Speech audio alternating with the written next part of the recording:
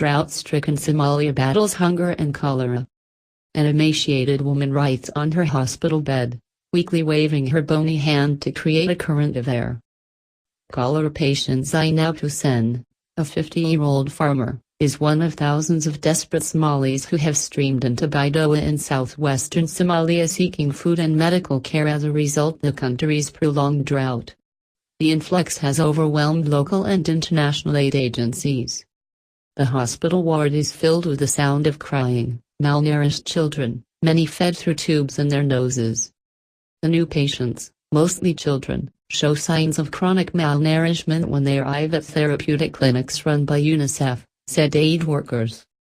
The cholera epidemic is most prevalent among women and children.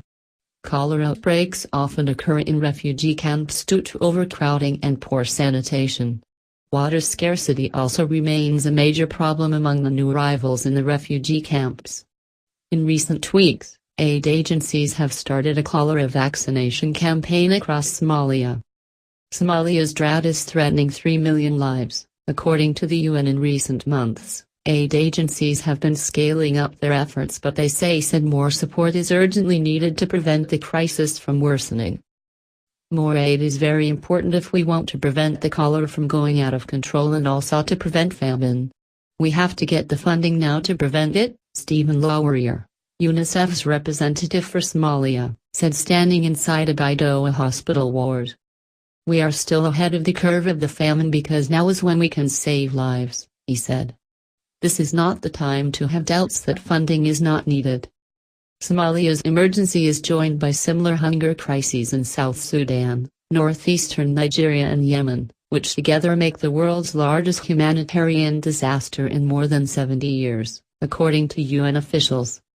In Somalia, drought-stricken families have had to move from one place to another in order to reach international aid agencies that cannot distribute food in areas under the control of al-Shabaab, Somali's homegrown Islamic extremist rebels who are affiliated to al-Qaeda.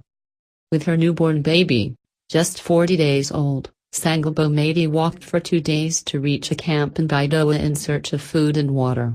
Standing beside a hut of sticks and plastic sheeting, constantly blown by the wind, the mother of 5 said she does not know what to do next. We were unable to feed our children. Because of the drought we did not have anything to eat, Mady said.